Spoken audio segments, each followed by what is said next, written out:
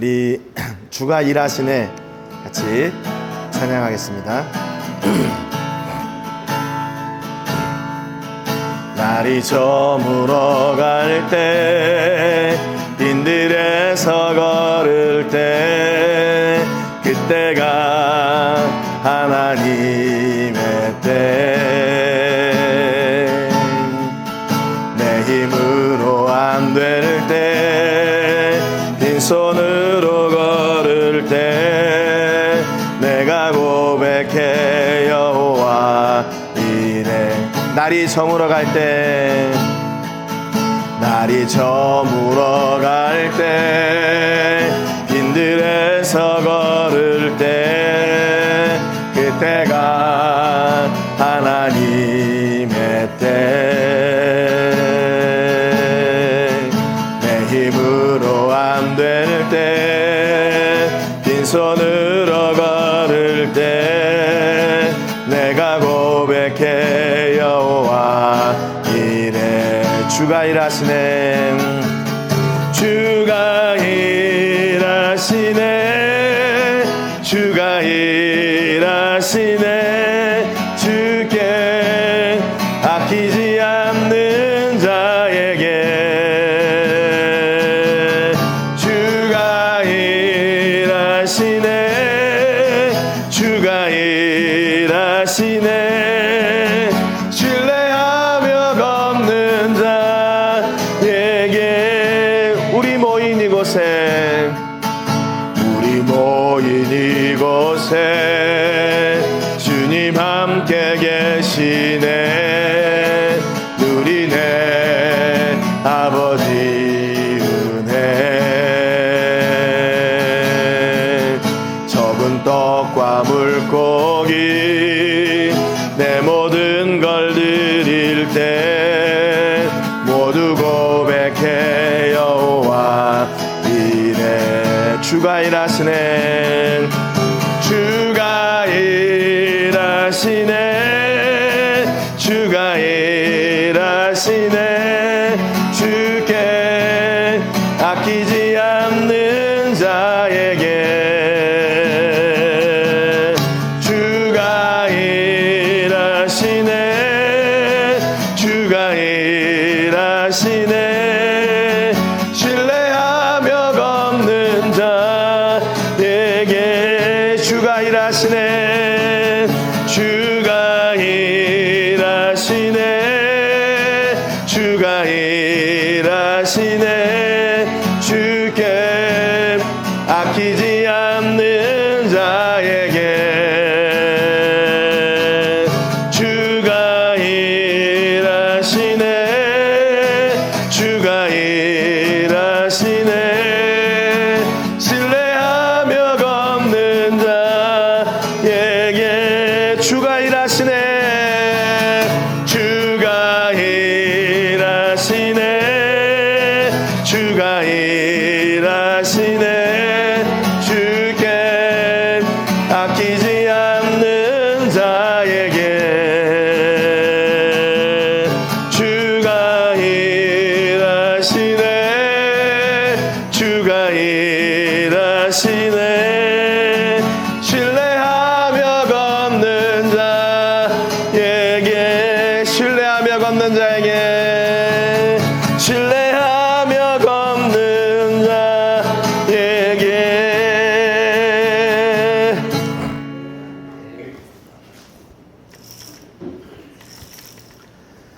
여러분의 삶 속에서 이렇게 하나님을 신뢰함으로 모든 일이 형통케 되는 은혜가 있기를 주님의 이름으로 축복합니다.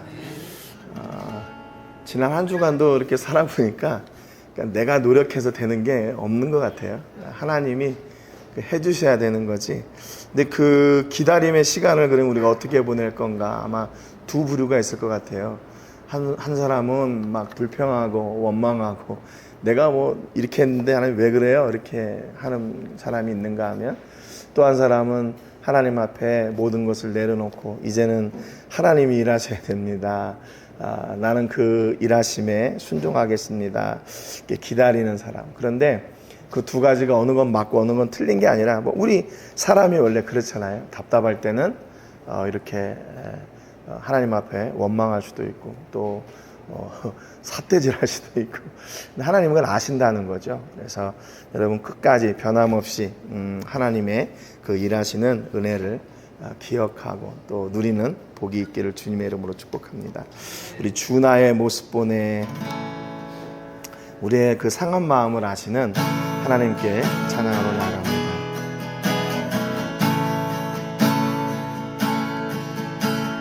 주 나의 모습 보내, 상한 나의 맘 보시네. 주 나의 눈물 안에 홀로 울던 맘 아시네. 주 나의 모습 보내, 주 나의 모습 보내, 상한 나의 맘 보시네. 주 나의 눈물 안에 홀로 울던 맘 아시네. 세상 소망 다 사라져가도 주의 사랑은 끝이 없으니, 살아가는 이 모든 순간이 주의 힘을 나는 믿네. 주 사랑 내게 있네. 주 사랑 내게 있네. 그 사랑이 날 세우네. 주네 내게 있네. 그대로 날 세우네. 세상 소망 다 사라져가도 주의 사랑은 끝이 없으니, 살아가는 이 모든 순간이 주의 힘을 나는 믿네. 세상 소망 다 사라져가도, 세상 소망 다 사라져가도 주의 사랑은 끝이 없으니, 살아가는 이 모든 순간이 주의 힘을 나는 믿네. 눈을 들어 주를 보라. 눈을 들어 주를 보라. 내 모든 염려 주께 맡겨라. 슬플 때에 주님의 얼굴 보라. 사랑의 주님 안식 주리. 눈을 들어 주를 보라. 눈을 들어 주를 보라. 내 모든 염려 주께 맡겨라. 슬플 때에 주님의 얼굴 보라. 사랑의 주님 안식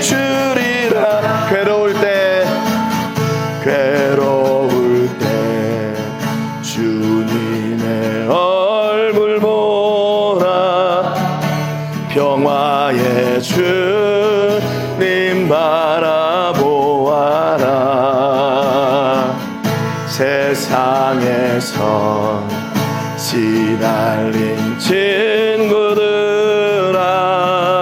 위로의 주님 바라보아. 눈을 들어 주를 보라. 눈을 들어 주를 보라.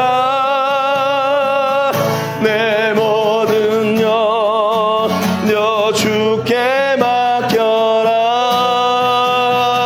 슬플 때에 주님의 얼굴 보라. 사랑의 주님 안식 주리라. 힘이 없고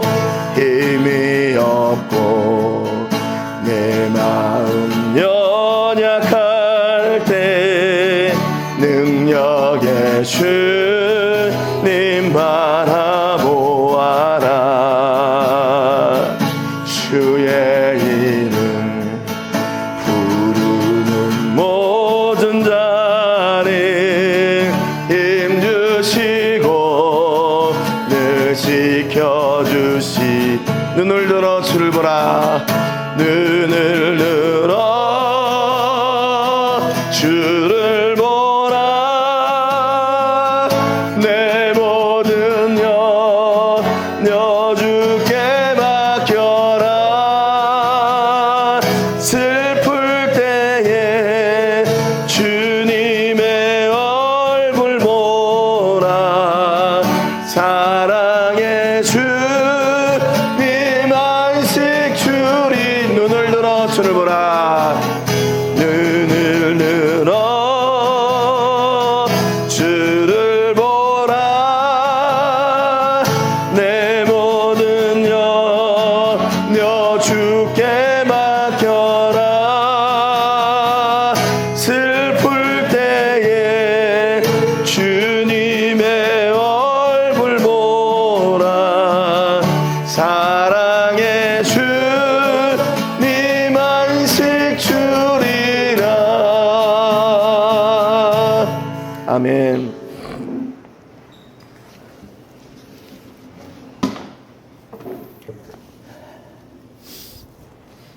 이 시간 예배로 나가기 전에 한 주간에 우리의 죄를 꺼내놓고 기도하겠습니다. 한 주간도 내 뜻과 내 의지와 내 경험과 내 힘을 의지하고 또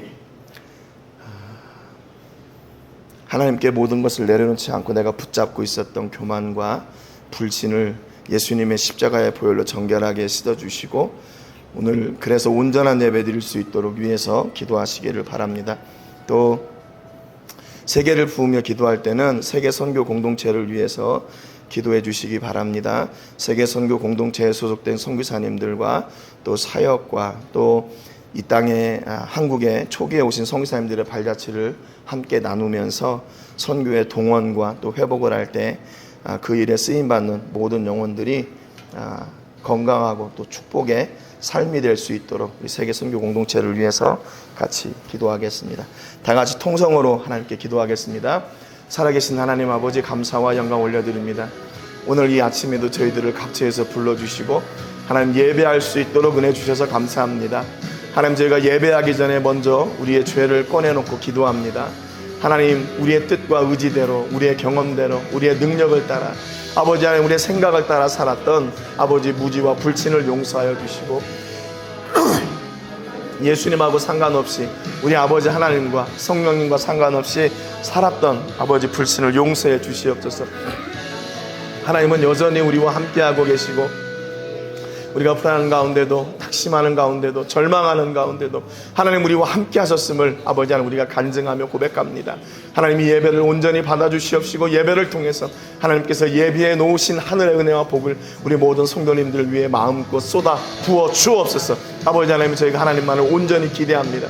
하나님만을 온전히 의지합니다. 하나님만을 온전히 기대하오니 성령님 역사해 주시고 다스려 주시고 우리의 연약한 부분들이 하나님 앞에 온전하게 부서지고 깨어져서 하나님이 예배 속에 통해서 아버지 하나님 운행하게 하시고 아버지 하나님의 기도의 제목들과 마음의 원어 있는 아버지 우리 모든 성도님들의 아버지에게 삶을 책임져 주시고 주장하여 주시고 은혜와 능력으로 권세로 아버지 함께하여 주옵소서. 아버지 하나님의 아픈 마음들을 위로하여 주시고 아버지 하나님 이 예배를 통해서 다시 새롭게 회복되어지고 아버지 하나님께 더욱더 가까이 나가 우리의 믿음을 증명받는 아버지 귀한 은혜가 있게 하여 주옵소서. 아버지 세계를 부으며 기도할 때 세계 선교 공동체를 위해 기도합니다. 아버지 흥명한지 기억하여 주시옵시고 성교사님들과 교회와 아버지 가족과 아버지 하나님 사역을 기억해 주셔서 아버지 그 지역에서 아버지 하나님의 생명의 복음이 심겨질 때마다 놀라운 열매들이 맺어지게 하여 주시고 하나님의 나라와 권세가 아버지 그 땅 가운데 온전하게 회복되어지고 부족함이 없도록 함께하여 주시옵소서. 아버지 저희들 부족하고 연약함에 아버지 하나님의 일을 향하고 저희가 기도합니다. 그러나 아버지 하나님이 정말 우리의 기도를 들으시는 하나님은 전능하신 하나님이오니 들으시고 응답하시고 역사해 주시고 아버지 열매 맺어 주시옵소서. 아버지 오늘 성도님들을 위해 기도하는 제목들을 들어주시옵시고 아버지 하나님 그 기도의 제목들이 아버지 하나도 땅에 떨어지지 않고 아버지 하나님의 간증이 되는 은혜가 있게 하여 주옵소서. 감사와 영광 올려드리고 존귀하신 예수님의 이름으로 기도합니다. 살아계셔서 역사하시는 하나님 아버지 감사드립니다. 오늘 이 아침에도 저희들을 각처에서 불러주시고 하나님 온전히 예배할 수 있도록 은혜 주셔서 감사합니다. 하나님 우리의 환경과 또한 우리의 문제와 역경과 두려움과 낙심되는 일들 아버지 그 무엇이 우리를 둘러싸고 있는지 우리 하나님이 잘 아십니다. 그럼에도 불구하고 우리가 환경을 뛰어넘어 아버지 하나님께 기쁨으로 나와 하나님을 바라며 예배합니다. 전능하신 하나님의 손을 기대하고 오늘도 모든 것을 회복시키시고 강건케 하시고 문제를 풀어나가시는 하나님의 역사를 기대하오니 하나님 친히 하늘의 문을 여셔서 하나님 저희가 예배드리는 이 현장에 임하여 주시고 전능하신 하나님의 손으로 우리를 만져주셔서 회복시키실 것은 회복시켜 주시고 문을 여실 것은 문을 열어주시고 아버지 하나님이여 건강케 하실 것은 건강케 하여 주시고 응답하여 주실 것은 응답하여 주시옵소서. 아버지 하나님 저희가 문제 가운데 죄 가운데 아버지 하나님 앞에 왔습니다. 그래서 예수님의 십자가의 보혈로 먼저 저희가 온전하게 씻음받기를 소원합니다. 우리의 불신과 무지를 용서하여 주시옵시고 우리의 입술을 통해 생명의 복음이 증거되어야 될 텐데 오히려 하나님을 부인하고 아버지 남을 상처 주고 아프게 했던 아버지 하나님의 그 과거를 용서해 주옵소서. 그래서 오늘 이 시간에 온전히 하나님 앞에 산 제사가 산 제물이 되어지게 하시고 이 예배를 하나님이 기뻐 흠양하시는 예배가 되게 하여 주옵소서. 또한 저희가 세계를 부으며 기도할 때 세계 선교 공동체를 위해 기도합니다. 하나님 아버지께서 세계 선교 공동체를 통해서 선교의 회복과 동원이 일어나기를 원하시고 한국에 초기에 오셨던 선교사님들의 발자취를 따라 우리도 선교에 도전받고 다시 일어서고 강건케 되는 아버지는 그런 은혜가 있기를 소원하여 그 일을 시작하게 하셨습니다. 소속된 선교사님들과 사역과 가정과 교회와 성도님들을 기억하여 주시고 생명의 복음이 증거될 때마다 하나님 놀라운 열매들이 맺어지게 하여 주시옵소서. 저희들은 아버지 멀리에서 함께 기도합니다. 아버지 그 일을 섬기고 있사오니 하나님 아버지 우리 성도님들을 기억하여 주시고 우리 성도님들에게도 하나님의 복음을 향한 생명의 복음을 향한 뜨거운 열정이 식어지지 않도록 늘 동행하여 주시옵소서. 이 예배를 온전히 하나님께 맡기고 감사드리며 예수님의 이름으로 기도합니다. 아멘. 사도신경으로 우리의 신앙을 고백하겠습니다. 나는 전능하신 아버지 하나님 천지의 창조주를 믿습니다.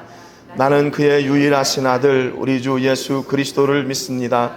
그는 성령으로 잉태되어 동정녀 마리아에게서 나시고 본디오 빌라도에게 고난을 받아 십자가에 못 박혀 죽으시고 장사된 지 사흘 만에 죽은 자 가운데서 다시 살아나셨으며 하늘에 오르시어 전능하신 아버지 하나님 우편에 앉아 계시다가 거기로부터 살아있는 자와 죽은 자를 심판하러 오십니다.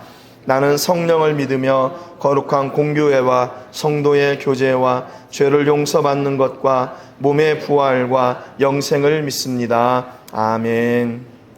찬송가 35장 큰 영화로 신주 드리겠습니다.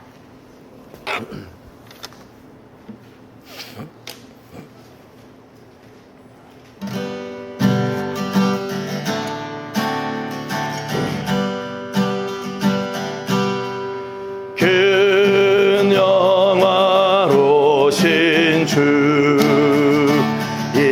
이곳에 오셔서 이 모인 자들로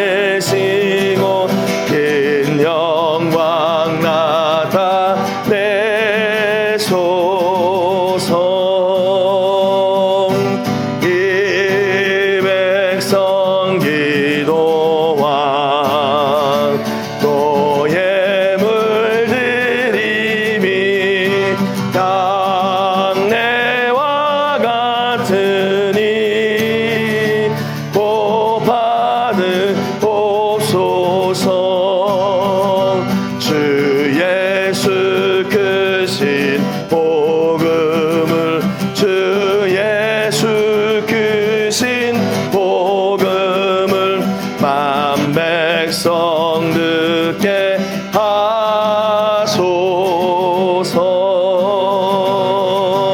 또 우리 자손들 다 주를 기리고 저 성령 꼴같이 기나게 하소서. 주 구원하신 능력을 주 구원하신 능력을 늘 끝날까지 주소서. 주 믿는 만민이 참 진리 지키며 예 성도들 같이 주 찬송하다가 저 천국 보좌 앞에서 저 천국 보좌 앞에서 늘 찬송하게 하소서.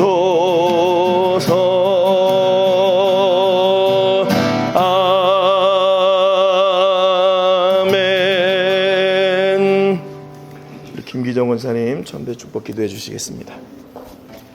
우리를 세상의 빛과 소금으로 부르신 하나님, 한 주간도 말씀대로 살아보려고 했지만 자주 넘어지고 탄식하였습니다. 우리의 연약함과 허물을 불쌍히 여기시고 십자가 보혈로 덮어 주시옵소서. 아멘. 주님, 말씀을 가까이 하기보다 세상의 소리에 민감했고 성령 감동보다 나 자신의 감정과 욕망을 앞세웠음을 고백합니다. 주님, 한 달을 되돌아볼 때 하나님의 은혜로 살아왔음에도 불구하고 입술과 생각과 행동으로 하나님을 기쁘시게 하지 못했던 모든 죄를 고백합니다. 아버지. 주님, 저희들을 긍휼히 여기시고 늘 동행하는 삶을 살게 하여 주시옵소서. 아멘. 저희들의 각자의 기도 제목이 있습니다. 주님, 주님께서 내게 부르짖으라 내가 응답하겠다 하시는 주님, 저희들의 부르짖고 있습니다. 긍휼히 여기시고 하루속히 응답하여 주시옵소서. 아멘. 주여. 주님, 우리 사랑하는 주연 자매가 월요일날 예쁜 아기 출산하러 병원 갑니다. 주여. 주님께서 동행하여서 산모 아기 안전하고 건강하게 태어나길 기도드립니다. 아멘. 저희들의 삶을 늘 지켜주시고 주님과 동행하는 삶을 살게 하여 주시고 어떤 상황에서도 믿음 잃지 않고 주님을 붙드는 믿음을 허락하여 주시옵소서. 아멘. 전능하신 하나님 아버지, 우리 대한민국을 위해 기도합니다. 하루속히 안전된 나라가 되게 될 수 있도록 주님께서 은혜 베풀어 주시옵소서. 아멘. 주여. 우리의 행복한 교회를 사랑하시는 주님, 행복한 교회가 십자가와 부활의 생명이 역동하는 건강한 교회가 되게 하여 주시옵소서. 아멘. 주님, 온몸과 정성을 다해 드리는 예배를 기뻐 받아 주시고 아버지. 이 시간 우리의 가운데 친히 임재하여 충만한 은혜를 부어 주시옵소서. 아멘. 매 순간마다 말씀을 의지하고 행하는 믿음의 사람 되게 하시고 주님의 보호하심을 더욱 의지하게 하여 주시옵소서. 아멘. 말씀을 전하실 목사님께 성령의 충만함을 부어 주시고 선포되는 말씀이 저희들의 심령을 새롭게 하시고 아버지. 다시금 살아갈 힘과 방향을 얻게 하여 주시옵소서. 아멘. 오늘 드리는 우리 찬양과 기도와 예배가 오직 주님께 기쁨이 되게 하시고 모든 것을 감사드리며 우리 주 예수 그리스도 이름으로 감사하며 기도드렸습니다. 아멘. 아멘.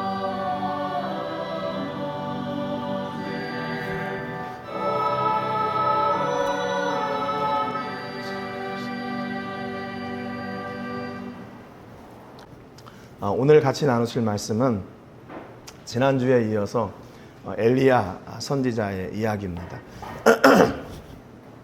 하나님의 때를 기다리는 사람 두 번째 시간인데요. 우리 본문 말씀 한 번 더 같이 읽고 말씀의 은혜를 나누겠습니다. 본문 말씀 같이 읽겠습니다. 여인이 엘리야에게 이르되 내가 이제야 당신은 하나님의 사람이시여 당신의 입에 있는 여호와의 말씀이 진실한 줄 아노라 하니라. 아멘. 네. 우리가 지난주에 말씀을 통해서 하나님이 엘리야를 부르시고 그 아합 임금한테 가서 야, 이 땅에 가뭄이 내릴 거다. 가뭄이 올 거다. 니네 그 얘기는 결국 무슨 얘기냐면 니네 굶어 죽을 수도 있다. 그런 얘기를 전하라고 그랬죠. 그렇게 순종해서 갔는데 바로 순종하고 갔는데 이제 길 시냇가로 가서 거기서 숨어 있어라. 이렇게 얘기해요. 그래서 거기서 가면 까마귀가 너 먹을 것을 이렇게 다 가져다 줄 거다. 근데 엘리야는 거기에 대해서 아무런 반항이나 아니면 반문이나 아무것도 하지 않고 순종해서 가라는 대로 갑니다. 근데 시냇물도 마르니까 이제는 다시 사르밧에 있는 과부에게 가라고 그래요. 그러면서 하시는 말씀이 내가 그 여인에게 명령했다 이렇게 얘기하거든요. 앞에서는 까마귀에게 명령하셨고 그 뒤에는 이 과부에게 명령하셔서 너를 먹이게 할 거다 그랬어요. 그러니까 여러분, 그러니까 하나님은요 대책이 있으신 분이에요. 우리는 신앙생활 한다 그러면은 뜬구름을 잡는 것처럼 보이고 막연한 것처럼 보이고 세상 사람들이 볼 때는 우리같이 어리석은 사람이 없다 그렇게 생각할 수 있잖아요.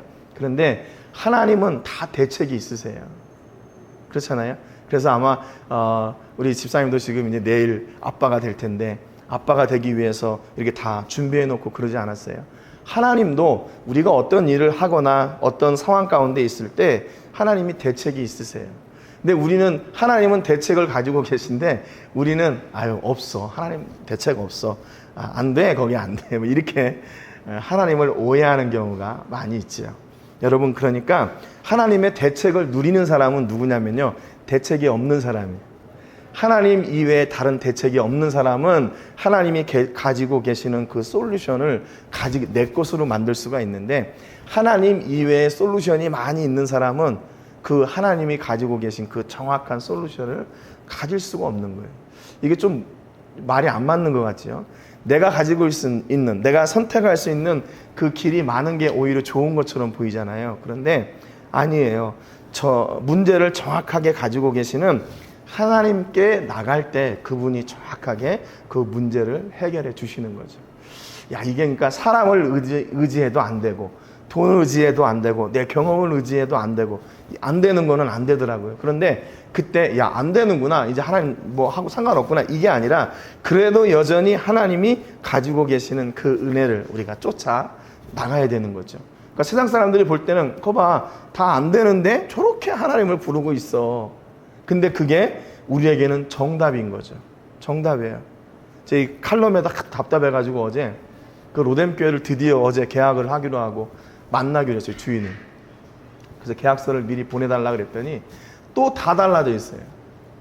우리가 얼마를 먼저 주고 나머지 이렇게 주겠다 했더니 그거를 다 이자 계산을 해가지고 뭐 한 10만 페소를 더 내야 되는, 그렇게 이걸 해왔더라고요. 그래서 안 한다. 어떻게 그럴 수가 있냐. 너 할 때마다 말이 달라져서 너를 신뢰할 수 없어서 못 하겠다, 안 하겠다 그랬더니 그러면 너 렌트는 계속 할 거야? 뭐 이렇게 물어보는 거죠. 그러니까 집주인이 파워가 세긴 세구나. 어제 또 그걸 느꼈어요. 그러니까 이 일을 위해서 저희가 지금 그 교회를 구입하려고 찾은 때부터 몇 년간 지났어요. 몇 년간 기도했던 거예요. 그래서 그걸 이렇게 하면서 어떤 생각이 들었냐면, 하나님이 또 다른 길을 준비하고 계시는가 보구나. 더 좋은 것을 준비하고 계시는가 보구나. 그리고 그냥 탁 내려놨어요. 아마 그거를 그냥 계속 붙잡고, 하나님 내가 이거 몇 년 기도했는데 이거 하나님 너무한 거 아닙니까? 뭐 이렇게 한다면 아마 이게 막 이렇게 울그락불그락 했을 거예요. 그런데 하나님께 또 맡기게 되고 마음을 차분히 또 가지게 됐어요. 여러분의 삶 속에서도 이런 문제들이 있을 때 어떻게 해야 될까? 이게 문제가 닥치면 그냥 탁 내려놓는 그런 넓은 마음이 있어야 되는 거죠. 아무튼 그래서 이 사르밧 여인한테 가가지고 물도 달라 그러고 떡도 달라 그러니까 거기도 상황이 안 좋았잖아요. 그런데 순종하라고, 하나님 말씀에 따라 순종하라고 그러니까 거기 그 집안 식구의 통의 가루가, 병의 기름이 떨어지지 않았다는 그 기적을 누리게 되는 거죠. 여러분, 하나님께서 예비하신 기적은, 하나님께서 예비하신 답은 우리가 생각하는 것보다 훨씬 큽니다. 그러니까 우리가 붙들고 있는 것을 내려놓을 때 하나님은 우리의 손에 있는 것보다 더 큰 것을 허락해 주셔요. 그러니까 그게 하나님이 좀 우리를 다듬어 가시는 방법인 것 같아요. 그러니까 좀 미리 이렇게 알려주고 미리 좀 이렇게 하면 얼마나 좋을까요? 그런데 하나님은 그거를 꼭 그렇게 우리를 어떻게 보면 시험하신다 그럴까요? 시험하시고 그걸 통해서 우리를 더욱 든든하게 이렇게 다듬어 가시는 것을 보게 됩니다. 이렇게까지 딱 이야기가 마무리되면 해피엔딩으로 다 끝나는 거죠. 야, 하나님 말씀에 순종했더니 그 집에 먹을 것이 떨어지지 않고 더 풍성하게 풍족하게 됐다. 그러니까 하나님의 종을 잘 섬기고 하나님의 말씀에 순종하게 되면 이런 풍성한 복을 받게 된다. 짠 하고 이게 해피엔딩으로 딱 이야기가 끝나게 되는데, 성경이 왜 뒤에 이 이야기를 또 기록했는지 모르겠어요. 17절에 보니까 뭐라고 기록하고 있냐면 이 일 후에 그래요. 이 일 후에. 이 일이 뭐예요?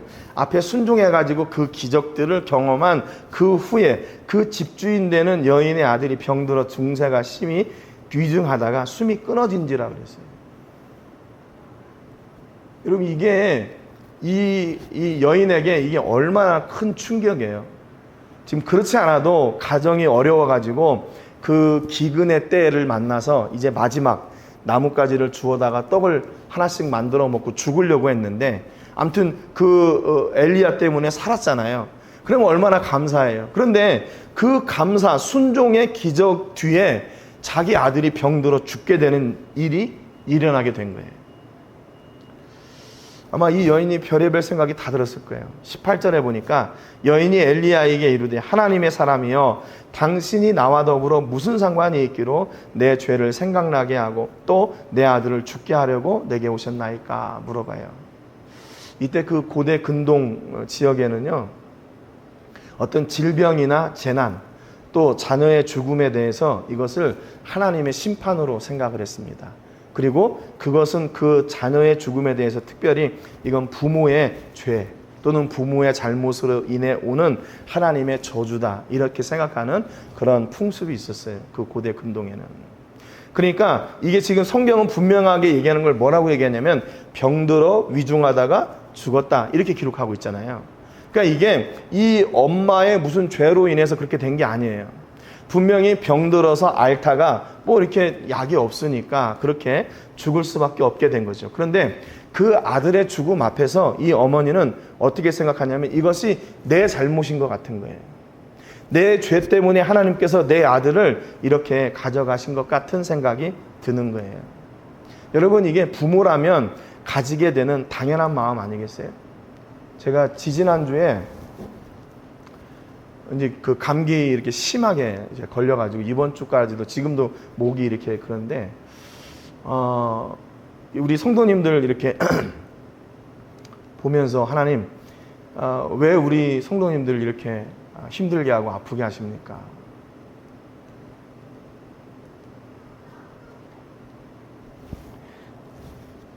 내가 하나님 앞에 뭐 잘못했습니까? 그런 생각이 드는 거예요.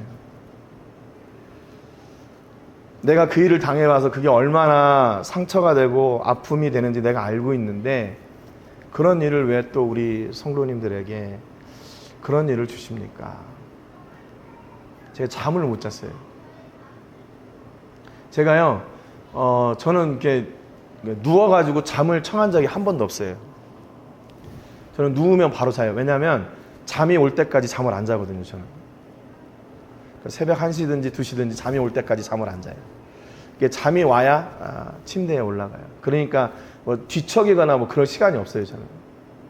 그래서 지지난주에는 이게 너무 힘들어가지고 그냥 잠을 계속 뒤척이고 좀 그랬어요. 그랬더니 이게 감기로 바로 오더라고요. 이게 그냥 보통의 일반적인 그런 이야기인 것 같아요. 그러니까 옛날에 그 우리나라 말에 상투를 틀어야 그 부모의 마음을 안다 그런 얘기가 있잖아요. 그러니까 이게 결혼에서도 저는 저희 아버지의 사랑에 대해 잘 몰랐어요. 지난번에도 말씀드렸지만 제가 한 40대 때 우리 아버지 처음으로 안아봤다고 그랬잖아요. 그냥 굉장히 엄한 아버지 밑에서 자라서 매일 불평이었어요. 우리 아버지 너무 안 좋다. 맨날 술 먹고 그냥 집에 오면 깽판 치고 너무 안 좋다. 근데 제가 아이를 이렇게 낳고 보니까 아버지의 사랑이 어떤 건지를 알겠더라고요. 그것도 다 이해가 돼요. 그렇게 유별했던 그런 게 다 이해가 돼요. 우리 아버지도 아버지의 사랑을 못 받아봐가지고 자녀들을 어떻게 사랑할 줄을 모르는 거죠. 그러니까 저도 역시 마찬가지로 우리 아이들을 어떻게 사랑할 줄 몰라요. 이게 안 배워서 그래요. 안 배워서. 그러니까 이게 그러면 잘못된 건가? 그냥 그분 시대에는 그게 당연했던 거예요. 그렇게 자기 사랑을 그렇게 표현했던 게 당연했던 건데 그냥 나는 그게 내게 부담이 되고 어떻게 맨날 저래 막 이런 생각으로 그 아버지의 마음을 헤아리지를 못했던 거죠. 그러니까 나중에 보니까 그게 알겠더라고요. 그 자녀들을 볼 때마다 이게 아프거나 뭔 일이 있으면 꼭 내가 뭘 잘못한 것 같아요. 예. 그러니까 이 여인이 지금 왜 내 죄를 생각나게 합니까? 이거는 극히 정상적인 말이에요. 여기에는 원망이 있든지 아니면 화풀이가 있든지 뭐가 있든지 간에 이건 정상적인 겁니다. 근데 성경은 분명히 이게 이 여인의 죄로 인해서 죽었다 이게 아니라 병들어 위중하다가 앓다가 죽게 되었다 이렇게 성경이 분명히 얘기하고 있잖아요. 그런 오해를 하지 말라고 지금 성경이 정확하게 말씀하시는 거예요. 그래요. 가끔 하나님은 우리의 그 죄의 결과로 우리에게 어려움을 주실 때도 있습니다. 근데 그게 매번 그러지 않아요. 매번 그러지 않아요. 우리가 때로는 실수해서 그런 일을 당할 수도 있잖아요. 그러니까 어떤 그 농번기 때 농촌에 계시는 어떤 할머니 권사님이 이제 농번기니까 농사를 안 지으니까 동네 사람들하고 이제 작은 화투판이 벌어졌대요. 근데 이제 이 화투판이 처음에는 뭐 이게 작게 됐는데 조금 시간이 가니까 이게 점점 좀 커진 거예요. 커졌어요. 그러니까 이게 아무리 봐도 이 자녀들이 이거 안 될 것 같아. 그래서 경찰한테 신고를 했어요. 근데 경찰이 와가지고 이제 다 그분들을 잡아가. 그 할머니 권사님이 그랬대요. 잡혀가시면서 예수님도 십자가에서 고난 당하셨는데 내가 뭐 이 정도야 뭐 이렇게 아들이 예수님은 죄가 없으셔서 십자가에 달려 돌아가시지만 어머니는 지금 이거 노름하셨잖아요. 그랬대요. 좀 우리가 좀 생각을 좀 이게 달리하는 거죠. 이 죄 때문에 그런 게 아니에요. 지금 이 여인이 당하는 이 고난은 죄 때문에 그런 거 아니에요. 우리가 이미 결과를 알고 있지만 왜 그 어려움을 주셨을까? 그로 인해서 더 큰 간증을 만드시려고. 그리고 그것을 통해서 더 확실하게 하나님을 향한 믿음을 온전히 세워가게 하시려고 그 어려움을 주셨어요. 그러니까 여러분 우리가 아이들이 성장할 때 그 아프잖아요. 애기들이 며칠 지나면 아프고 그러면 아프고 나서는 애들이 완전히 달라져요. 완전히 달라져요. 그 아픔이 그 아이를 약하게 한 게 아니라 그 아이를 더 강하게 한 거죠. 여러분 그러니까 우리가 만약에 우리의 삶 속에서 어려움이 없이 그냥 이렇게 순탄하게 탄탄대로를 쭉 걸었다고 생각해 보세요. 여러분 우리의 믿음이 어때졌을 것 같아요? 지금처럼 어려움이 와도 낙심이 와도 툴툴 털어버리고 하나님 앞에 나가서 다시 이렇게 승리하며 살 수 있을 것 같으세요? 우리는 매일 그 고통 앞에서 절망하고 낙심하고 그렇게 우리의 믿음은 점점 여려졌을 거예요. 그런데 그 고난을 겪다 보니까 우리의 믿음이 더욱 든든해지는 거죠. 그래서 어떤 어려움 좀 와도 이거 괜찮아. 제가 지난번에 말씀드렸잖아요. 집사님 네 분 계시지만 괜찮으세요? 어렵지 않아요? 힘들지 않아요? 그랬더니 괜찮다고. 이거 뭐 한두 번 당한 일도 아니고 그렇게 얘기해도 제가 깜짝 놀랐다니까요. 이 대단하신 분들이구나. 우리 권사님 집사님도 얼마나 속이 그러셨겠어요. 그런데 겉으로 봐서는 저분들이 그런 일을 당하신 분인가? 이렇게 너무 태연하게 저 깜짝 놀랐어요. 저분들 내공이 보통 내공이 아니구나. 내가 좀 배워야 되겠다. 저는 아직도 집에 안에 있는데 밖에 차 문 닫히는 소리가 나면 깜짝깜짝 놀란다니까요. 지금도. 지금 몇 년이 지났는데. 그러니까 우리의 이 고난을 통해서요, 하나님은 우리를 더 든든하게, 진짜 사람답게 우리를 세워가시는 것 같아요. 그러니까 고난이 와도 우리는 그 은혜, 하나님의 은혜를 향하여 나가는 사람들 되셔야 됩니다. 19절에 보니까 엘리야가 그에게 그의 아들을 달라 하여 그를 그 여인의 품에서 받아 안고 자기가 거처하는 다락에 올라가서 자기 침상에 누이고 그래요. 이 여인이요, 엘리야를 그 다락방에다가 이렇게 섬기고 있었어요. 근데 엘리야가 그 여인 앞에요, 아무런 얘기도 할 수가 없었어요. 이게 무슨 말이 거기에 위로가 되겠어요? 야, 이건 신학적으로 이렇게 되고, 뭐 예정설이 있게 돼가지고, 뭐 그게 지금 그 여인에게 그게 이해가 되겠어요? 그 사정을 아니까 엘리야도 아무 소리 안 했어요. 그래서 그 아들을, 죽은 축 늘어져 있는 아들을 데리고 자기가 거처했던 다락방으로 올라가 자기가 누워있던 침상에 눕혀놓습니다. 그리고 하나님께 부르짖어 기도해요. 엘리야가 만약에 여기서 그 여인에게 가서 당신 그렇게 믿음이 없어? 내가 이거 기적 일으킨 거 못 봤어? 나 떡 대접했더니 당신 이 떡반죽 그릇이나 이 기름에 뭐가 먹을 게 떨어진 적이 있어? 왜 이렇게 믿음이 없어? 이렇게 책망하고 그러지 않았어요. 그 말이 만약에 그 여인에게 들렸다면 그게 아멘 그러고 받아들이겠어요? 안 되는 거예요. 안 돼요. 아마 거기 엘리야 따귀를 때렸을지도 몰라요. 당신이 뭔데? 따귀를 때렸을지 몰라요. 그러니까 이 엘리야가 이거는 말로 안 되겠구나. 그리고 그 아이를 데리고 그 여인을 상대하지 않고 하나님 앞에 나가요. 하나님 앞에. 그래서 그 아이를 놓고 하나님 앞에 호소하는 거예요. 내 하나님 여호와여, 주께서 또 내가 우고하는 집 과부에게 재앙을 내리사 그 아들이 죽게 하셨습니까? 지금 엘리야도 이 여인이 얘기했던 내 죄 때문에 죽었다는 그 아픈 심정을 이 엘리야도 똑같이 느끼는 거예요. 저 여인이 얼마나 아플까? 저 여인이 얼마나 답답할까? 이 일이 얼마나 황당할까? 지금 하나밖에 없는 그 아들. 그런데 그 아들이 죽었으니 얼마나 답답할까? 이걸 이 엘리야가 잘 알고 하나님 앞에 가서 울부짖는 거예요. 그리고 나서 21절에 이렇게 합니다. 그 아이 위에 몸을 3번 펴서 엎드리고 여호와께 부르짖어 이르되 내 하나님 여호와여 원하건대 이 아이의 혼으로 그의 몸에 돌아오게 하옵소서. 상상치도 못했던 기도를 하는 거예요. 죽은 자를 살려달라고 기도합니다. 지금 이 아이가 잠깐 이렇게 무슨 잠을 좀 오래 자거나 아니면 잠깐 기절해 있거나 그런 게 아니에요. 성경에 분명히 죽었다고 얘기하고 있거든요. 근데 엘리야는 죽은 자도 살리실 하나님을 기대하고 하나님 앞에 나가서 살려달라고 그러는 거예요. 아니, 기도도 어느 정도 이게 좀 가망성이 있는 기도를 드려야 그게 맞는 거 아니에요? 그런데 이거는 누구도 드려보지 못했던 기도를 엘리야가 지금 하나님께 기도하는 거예요. 죽은 자, 죽었다 그러면 그냥 끝난 거잖아요. 죽었으면 어떻게 해야 돼요?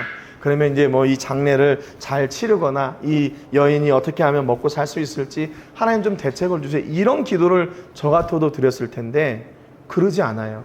이 아이를 하나님 살려주십시오. 상상하지 못했던 기도를 하는 거예요. 22절에 보니까 여호와께서 엘리야의 소리를 들으심으로 그 아이의 혼이 몸으로 돌아오고 살아난지라 그랬어요. 상상할 수도 없는 기도를 드렸는데 하나님은 상상할 수 없는 응답을 주셔요. 여러분, 그러니까 우리는 참 대책이 안 서는 사람들이에요. 대책이 안 서는 사람. 안 되는 일 가지고 계속 해달라고 지금 기도하지 않아요? 세상 사람들이 볼 때 야 그거 안 돼. 그거 우리도 안 됐어. 그거 안 되는 일이야. 근데 뭐 그거 가지고 기도해. 안 되는 일은 안 되는 거고 그냥 또 다른 일을 찾아봐. 이렇게 해야 맞는데 안 되는 일 가지고 하나님 앞에 나가 되게 해달라고 기도하니까 하나님이 근데 그걸 들어주셔요. 하나님도 대책이 없는 아브라함이 아들 이삭을 100세에 얻었는데 하나님이 좀 이삭이 좀 이렇게 크고 나니까 야 그 아들 바쳐 그래요. 번제로 바쳐. 아브라함이 대책이 없는 사람이에요. 그러니까 자기 아들 데리고 모리아 산으로 올라갑니다. 아들이 그래요. 제사 드릴 때 아버지 전에는 양을 잡거나 뭐 그러더니 재물이 어디 있어요? 그랬더니 하나님이 다 준비해 놓으셨을 거야. 제단 앞에 딱 갑니다. 아버지 눈이 달라지기 시작해요. 재물을 드려야 되는데 네가 재물이야. 이삭이 깜짝 놀라죠. 학자들에 의하면 그때 이삭의 나이가 15살에서 20살 사이 정도 됐을 거래요. 여러분 15살에서 20살 정도 되면 어때요? 날아다닐 때예요. 날아다닐 때. 진짜로 날아다닐 때. 제가 태권도를 초등학교 6학년부터 했는데 제가 진짜로 중학교 2학년 때 3학년 때는요 무서운 게 없었어요. 진짜로 무서운 게 없었어요. 사람 키도 이렇게 날라서 뭐 낙법을 하고 그랬으니까요. 무서운 게 없었어요. 그 중학교 때. 그러니까 지금 이삭이 15살에서 20살 정도 되면 자기 아버지 지금 115세, 120세 됐으니까 이 아버지는 얼마든지 뿌리치고 달려갈 수 있는 거예요. 근데 더 대책이 안 쓰는 애는 이삭인 거예요. 그 제단 위에 그냥 올라가는 거예요. 제단 위에 올라간다는 의미는 뭐예요? 각을 떠서 제사를 드리는 거예요. 사지를 절단하고 배를 갈라서 그 안에 있는 내장을 다 긁어내고 그래서 제사를 드리는 거예요. 더 순종에 누워 있습니다. 아브라함이 생각할 때 이 정도면 됐지 않았나? 그런데 진짜로 칼을 들어서 자기 아들을 잡으려고 하는 거예요. 그러니까 이때 하나님이 깜짝 놀라시네. 깜짝 놀라셔요. 깜짝 놀라셔요. 내가 이제야 너를 알았다. 그런 거죠. 이제야 너를 알았다. 여러분, 대책에 안 서는 하나님, 대책에 안 서는 아브라함, 대책에 안 서는 이삭. 이게 우리 신앙생활인 거예요. 신앙생활. 세상 사람들이 볼 때는 다 저 사람들이 나사가 몇 개 빠졌구나 이렇게 생각하는. 그럼에도 불구하고 그 길이 우리에게는 가장 큰 축복의 길이라는 거죠. 그래서 그 아이의 혼이 돌아와요. 상상할 수 없는 은혜를, 기적을 누리게 되는 거죠. 23절에 보니까 엘리야가 그 아이를 안고 다락에서 방으로 내려와서 그의 어머니에게 주며 이르되 보라 네 아들이 살았느니라. 내 아들이 살아났느니라. 누구도 이런 경험을 해본 적이 없어요. 누구도 이런 기도를 하고 이런 응답을 받아본 적이 없어요. 그런데 하나님이 처음으로 이 엘리야에게 이런 기적의 은혜를 허락해 주신 겁니다. 여러분 이왕이면 이런 놀라운 기적의 주인공들이 여러분 되시기를 주님의 이름으로 축복합니다. 남들이 다 하는 거 말고, 남들이 다 되는 거 말고 안 되는 그것을 붙잡고 하나님의 뜻으로 붙잡고 그것을 이루어 나가기 위해서 애쓰고 노력하는, 최선을 다하는, 그래서 그 은혜와 기적을 누리는 주인공들이 되셔요. 여러분 이왕이면 여러분의 자녀들이 이런 복과 은혜를 누리는 복이 넘치시기를 주님의 이름으로 축복합니다. 세상 사람들이 다 주는 거 말고요. 여러분 그래서 제가 느끼는 게 뭐냐면요, 우리가 어떤 그 한계를 뛰어넘을 때 있잖아요. 한계를 뛰어넘을 때 누구든지 노력해가지고 이렇게 정상에 다다를 수는 있어요. 그런데 그 한계를 뛰어넘을 때는 뭐가 있어야 되냐면 하나님의 은혜가 있어야 돼요. 하나님의 은혜. 그래서 그 하나님의 은혜가 있을 때 여기 한계를 탁 뛰어넘게 돼요. 그 한계를 뛰어넘을 때 그 누구도 그것을 쫓아갈 수가 없는 거예요. 그 캐데언의, 요즘 캐데언이라고 그거 혹시 보셨어요? 코리안 데몬 헌터스라는 그 애니메이션. 그 노래 골든이라는 노래를 만들고 부른 그 여자 작곡가인데요. 이분 좀 젊은 친구인데 한 10년 동안 아이돌 연습생이었대요. 데뷔를 못했어요. 그런데 그래갖고 난 안 되는구나. 그런데 이 친구가 재능을 발견했는데 곡을 쓰는 거였어요. 곡. 그래서 아이들 곡을 주고 또 그 곡이 히트를 치고 그랬다는 거죠. 근데 이번에 애니메이션을 만들 때 그 감독이 그 친구에게 야 한번 곡을, 내가 근데 곡에 좀 음이 높아야 돼. 높은 곡을 만들어야 돼. 그래가지고 그 곡을 이 친구가 썼다는 거예요. 그 가사를 보면 영어 가사인데 한글이 거기 들어가 있어요. 그러니까 이것을 이렇게 챌린지 요즘 유행하잖아요. 그 노래를 부르는데 외국 사람도 다 한글로 그 가사를 이렇게 부르더라고요. 그러니까 우리에게는요 실패가 없는 거예요. 이걸 준비하고 있는 거예요. 준비하고 있는 거. 뭐가 일이 잘 안 되고 어렵고 힘들고 낙심되는 일들이 있다? 아, 이거 하나님이 하지 말라고 하시는가 보다. 아니에요. 하나님이 그 꿈을 주셨을 때는요, 반드시 이루려고 주셨어요. 그러니까 변치 않고 내가 어떤 어려움이 와도 내가 이것을 반드시 이겨내리라 하는 그런 믿음으로 하나님 앞에 나가야 되는 거죠. 흔들리지 말아야 돼요. 흔들리지 말아야 돼요. 세상은 계속 우리를 공격합니다. 야, 너 안 되는 일 가지고 뭐 이렇게 붙잡고 있어? 안 돼. 근데 하나님은 돼요. 그러니까 여러분 자녀들이 이렇게 우리의 한계를 뛰어넘는 복을 누리기를 위해서 기도하세요. 여러분이 가지고 있는 경험이나 상상 속의 아들이 아니라 딸이 아니라 하나님, 내가 가지고 있는 그 상상 이상의 꿈, 하나님이 이루고자 하시는 그 꿈을 우리의 자녀들을 통해 이루어 주세요. 우리의 사업장을 통해서 하나님, 내가 계획하는 거, 상상했던 것보다 더 놀라운 그 꿈을 이루어 주세요. 그게 우리는 뭐라고 그래요? 그것을 우리는 기적이라고 그래요. 기적. 아무도 안 될 것 같은데 되는 거예요. 안 될 것 같은 게 돼요. 제가 지난주에 제가 지금 설교집 만들고 있다고 그랬잖아요. 이제 정식으로 등록이 됐어요. 그래서 이제 또 다른 한 10개 이렇게 판매점에 이제 곧 등록이 될 것 같은데, 지난주에 우리 그 선교지에 있는 어떤 목사님 드렸어요.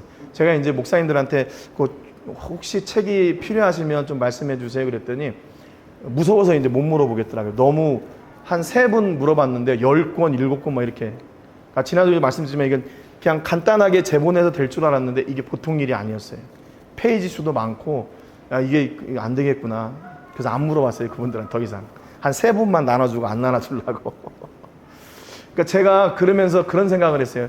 제가 설교를 할 때 철칙이 있어요. 원고를 쓰는 거하고 남의 결을 안 베끼는 거하고 재탕 안 하는 거하고, 이게 제 설교 원칙이에요. 근데 주일날은 제가 설교 원고를 준비를 안 해요. 원고를 안 써요. 왜냐하면 어떤 이게 틀에서 좀 벗어나는 설교를 제가 주일에 하고 싶어서. 그래서 제가 새벽 기도 할 때는 원고를 다 써서 새벽 기도를 해요. 그런데 주일에는 제가 원고를 안 써서 합니다. 좀 그런 밸런스를 맞추기 위해서 그래요. 이거 뭐 게을러서 그렇다 그럴 수도 있다면 그럴 수도 있지만, 그래도 틀은 가지고 말씀을 나누죠. 그러니까 그걸 이렇게 쓰면서 뭘 생각했냐면, 이걸 준비해 놨으니 이걸 쓸 수 있는 거지, 준비 안 했더라면 어떻게 됐을까. 지금도 이제 앞으로 좀 더 책이 더 나올 거예요. 지금 시편 강해도 한 몇 년 동안 지금 한 거거든요. 코로나 기간부터 시작해가지고 그것도 다 원고들이 있어요. 그러니까 하나님께서 왜 이거를 이렇게 준비하게 하셨나, 이제서 알 것 같은 거예요. 그전에는 상상도 못했던 일이에요. 여러분, 그러니까 우리가 어떤 꿈을 주셨을 때는요, 반드시 하나님께서 이루려고 주신 거예요. 그 꿈을 아무렇게나 줬다가 아무렇게나 뺏어가지 않으세요. 근데 우리가 왜 그 꿈을 포기하냐? 지쳐서 그래요. 지쳐서. 이거 해봐도 안 되는데, 이거 안 되는데. 이거 안 되는 건데, 그리고 포기하는 거죠. 아니에요. 하나님께서 꿈을 주셨으면 반드시 그거를 이루시려고 하시는 거예요. 여러분 자녀들을 향해서 그렇게 끈질기게 기도하세요. 여러분의 사업장을 향해서 그렇게 끈질기게 기도하세요. 여러분의 믿음을 붙잡고 그렇게 끈질기게 기도하세요. 하나님, 내가 역사 속에 전무후무한 은혜를 누리는 그런 우리 아이들이 되고, 우리의 가정이 되고, 우리의 사업이 되고, 우리의 직장이 되도록 하나님 그런 복을 주세요. 이왕이면. 그렇지 않아요? 그런 복을 달라고 기도하세요. 그게 헛된 기도가 아니라 하나님이 반드시 우리에게 꿈을 주시고 이루어 가시는 기도예요. 근데 이 놀라운 역사를 통해서 하나님이 드러내시고자 하시는 게 있었는데, 우리가 읽었던 본문이에요. 24절에 보니까 여인이 엘리야에게 이르되 내가 이제야 당신은 하나님의 사람이시요 당신의 입에 있는 여호와의 말씀이 진실한 줄 아노라 그랬어요. 여러분, 이 여인이요, 전에는 어디에 집중했는 줄 아세요? 엘리야에게 집중했어요. 저 사람 대체 뭔데 이렇게 놀라운 일을 이루는 거야? 이런 기적, 이 밀가루가 떨어지지 않고 기름이 떨어지지 않는 이 기적을 저 사람이 대체 뭔 사람인데 이걸 이루는 거야. 그 엘리야의 기적에 집중했었어요. 그런데 죽은 자가 살아나는 역사를 통해서 누구에 집중하게 되냐면 하나님께 집중해요. 그래서 여기 고백하는 게 내가 이제야 당신은 하나님의 사람이요 당신의 입에 있는 여호와의 말씀이 진실한 줄 아노라 그랬어요. 그가 말했던 그 말이 그 사람의 말이 아니라 하나님께서 주셨던 말씀이구나. 그리고 이 사람은 일반 사람이 아니라 하나님께서 보내신 사람이구나. 하나님하고 그 엘리야를 연관지어서 생각하게 돼요. 여러분, 그러니까 이 복이 뭔가 여러분의 삶을 통해서 여러분에게 복 주신 하나님이 드러나는 게 진짜 복이에요. 여러분의 자녀들을 통해서 여러분의 자녀들을 잘되게 하신 그 하나님이 드러나는 것. 여러분의 사업장을 통해서, 여러분의 기도를 통해서, 여러분의 헌신을 통해서 무엇이 드러나야 되나? 하나님의 영광과 그분의 말씀이 드러나야 돼요. 이게 진짜 복이에요. 진짜 복.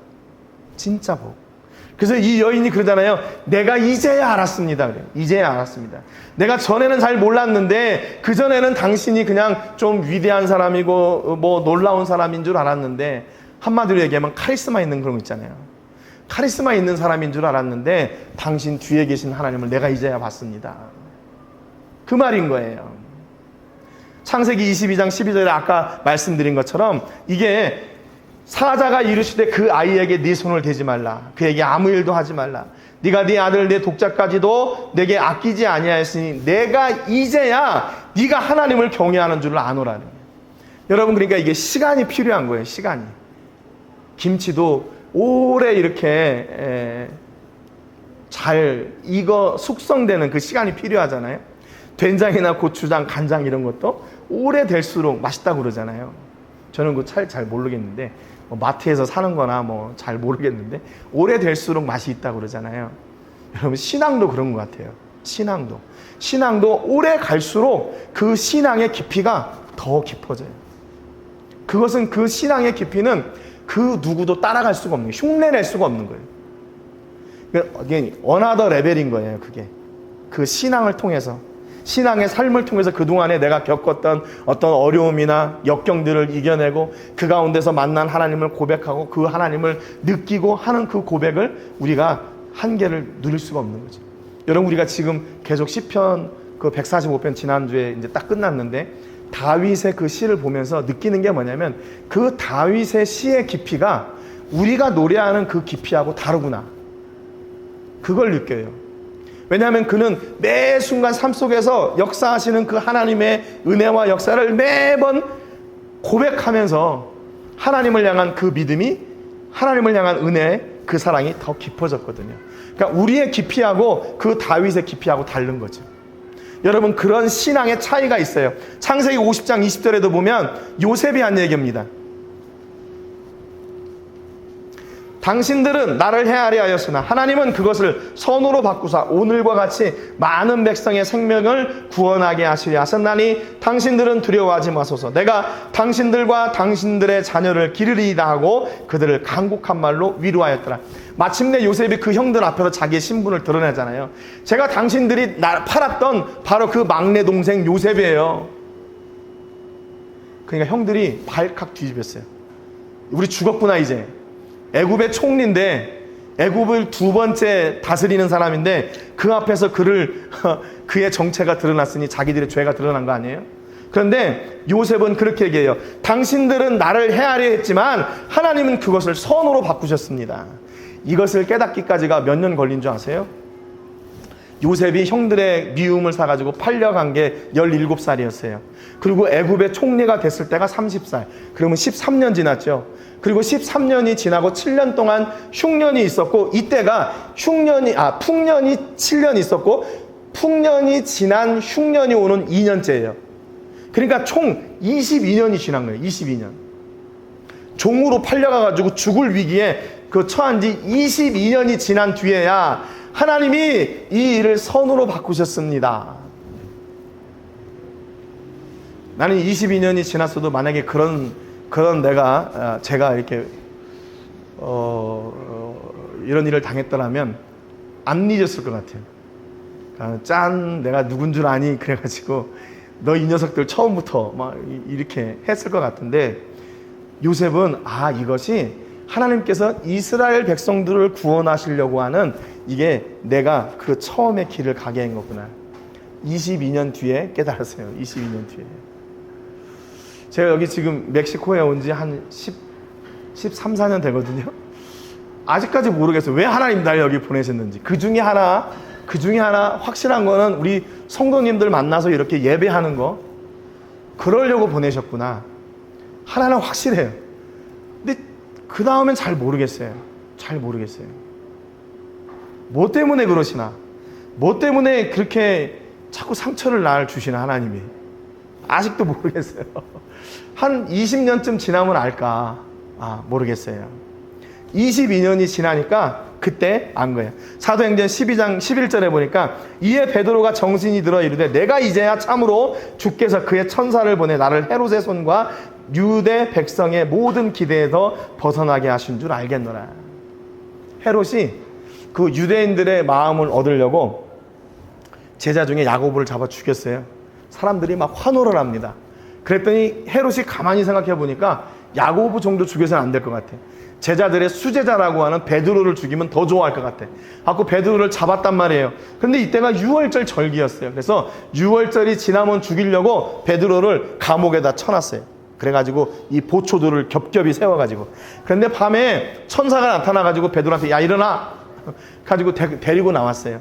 그 데리고 나온 그 뒤에다 베드로가 정신이 들어서, 내가 이제야 참으로 주께서 그의 천사를 보내 나를 이 죽음의 손에서 건져내셨구나. 그때서 알게 돼요. 그 감옥을, 또 그 간수들을 해치고 나올 때는 몰랐어요. 밖에 나와 보니까 하나님의 은혜였구나 알게 되는 거죠. 여러분, 그런 은혜가 있기를 주님의 이름으로 축복합니다. 지금 몰라도 괜찮아요.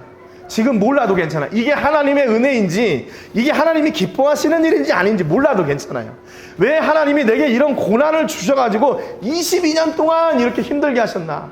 내 형들을 그렇게 원망하게 하고 그 형들을 내가 왜 이렇게 저주했나? 몰라도 괜찮아요. 그런데 때가 되니까 내가 이제야 알게 됐구나.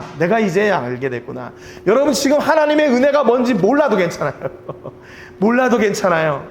하나님은 우리보다 더 끈기가 많으셔요.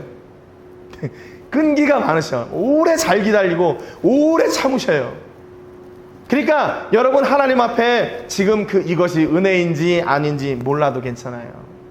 마침내 하나님께서 그 은혜를 고백하게 하실 때가 있을 거예요. 이것이 하나님의 은혜였군요. 이것이 하나님의 역사였군요. 이래서 하나님이 이렇게 시간을 끌어가셨군요. 하나님은 참 굉장한 뭐라고 해야 돼? 영화 감독 같으신 분이에요. 반전이 있잖아요. 아무런 삶도 아니다가 갑자기 탁 터졌는데 이 모든 것이 다 이렇게 짜맞춰져 가는 거예요. 여러분, 지금은 잘 답이 안 보이고 답답하고 힘들고 어려운 것처럼 보여도 낙심하지 마세요. 지금 하나님이 다 운행하고 계셔요. 하나님이 역사에 가고 계셔요. 그래서 우리 인생에 이렇게 굴곡진 데를 이렇게 내려올 때도 있어요. 그런데 하나님께서 예비하신 그 목적지는 변하지 않았어요. 그래서 우리를 계속 거기로 이끌어 가시는 거죠. 여러분, 이런 내가 이제야 하나님의 은혜를 알았습니다. 내가 이제야 이것이 하나님의 뜻인 줄 알았습니다. 고백하는 그런 놀라운 여러분 되시기를 주님의 이름으로 축복합니다. 기도하겠습니다. 하나님 아버지, 감사합니다. 오늘 하나님께서 엘리야의 두 번째 말씀을 통해서 우리가 하나님의 일하심에 대해서 어떻게 반응하고 어떻게 기다려야 되는지 다시 한번 응답 주셔서 감사합니다.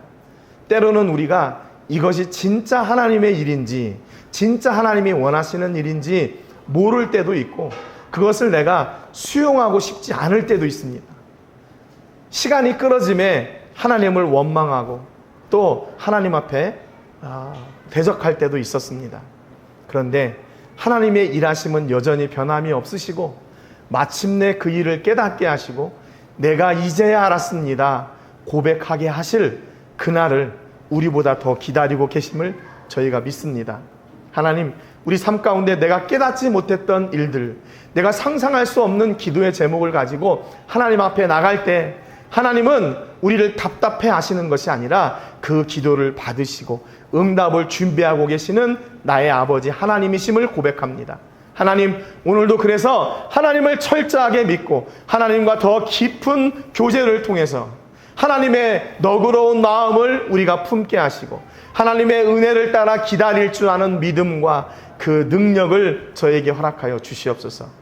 그래서 아브라함이 하나님 앞에 순종하여 하나님을 깜짝 놀랄 그런 믿음을 보였던 것처럼 베드로가 하나님의 일하심인 줄 몰랐다가 나중에 그것이 하나님의 은혜였음을 고백하는 것처럼 요셉이 22년 동안 가슴 아파하며 절망 가운데 있어도 그를 하나님이 기뻐하시는 일을 위해 세워가며 마침내 온 이스라엘을 구원케 하는 통로로 사용하셨을 때 그제서야 하나님의 뜻인 것을 알았던 것처럼 하나님, 오늘 우리들에게 감추어 두셨던 하나님의 그 놀라운 뜻을 저희에게 보여주시옵소서.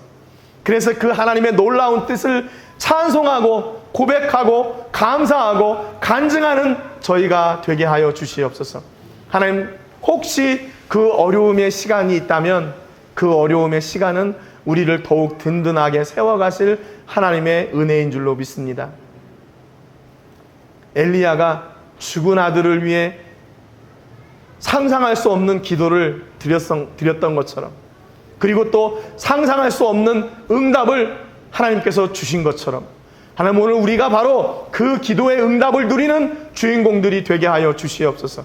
우리의 문제를 꺼내놓고 아픔을 꺼내놓고 우리의 실패를 꺼내놓고 하나님께 기도할 때 하나님, 그 일을 반드시 이루어 주셔서 우리의 삶을 통해 하나님 간증되어 주시고 우리의 삶을 통해 하나님의 역사하심이 선포되고 드러나게 하여 주시옵소서. 하나님, 우리 성도님들 마음에 염려와 걱정이 있습니까? 모두 깨끗게 하여 주시고 절망 앞에서도 소망을 두고 아버지 하나님의 복을 향하여 믿음으로 나가는 그런 축복의 사람들이 되게 하여 주시옵소서. 특별히 우리의 자녀들을 위해 기도합니다. 우리의 자녀들을 하나님, 우리가 생각하는 만큼 성공시키는 것이 아니라 하나님이 성공시키시고자 하시는 만큼 우리의 자녀들을 성공케 하여 주옵소서. 우리의 사업장을 하나님이 원하시는 만큼 성공케 하여 주옵소서. 우리의 가정을 하나님이 원하시는 만큼 성공케 하여 주옵소서. 그래서 아버지 하나님, 이 일이 하나님이 이루셨다 고백하고 하나님이 이루셨다 선포하는 믿음의 주인공들이 되게 하여 주시옵소서. 오늘도 우리에게 간증을 주시고 그 간증을 통해 영광 받으실 하나님을 기대합니다. 오늘 저희가 마음과 정성과 시간과 물질을 구별해 하나님께 드렸습니다. 특별히 이 물질이 사용되어지는 곳마다 하나님께는 영광이 되게 해주시고 드린 저희들에게는 보람과 축복의 통로가 되게 하여 주시옵소서. 이 물질이 생명을 살리는 일에 사용되어지게 하시고 가장 가치 있는 일에 사용될 수 있도록 은혜를 내려주시고 이 물질로 섬기는 우리 성도님들에게 하나님 물질이 곁길로 새어나가지 않도록 도와주시고 더 풍성하게 채워주셔서 우리 성도님들에게는 풍성한 하늘의 복과 이 땅의 기름진 열매들이 풍성케 하여 주시고 이 물질이 사용되어지는 교회와 사역들 위해 하나님의 놀라우신 은혜가 드러나는 역사가 있게 해 주옵소서. 이제는 우리 주 예수 그리스도의 은혜와 우리 아버지 하나님의 크신 사랑과 성령 하나님의 감동 감화 위로 교통하시는 은혜가 하나님을 철저하게 신뢰하며 믿음으로 나아가는 우리 모든 성도님들과 자녀들과 가정과 사업과 직장과 캠퍼스와 세계 곳곳에서 주의 복음을 전하는 복음 전도자들 위해 이제로부터 영원토록 함께 하시기를 간절히 축복하옵나이다. 아멘.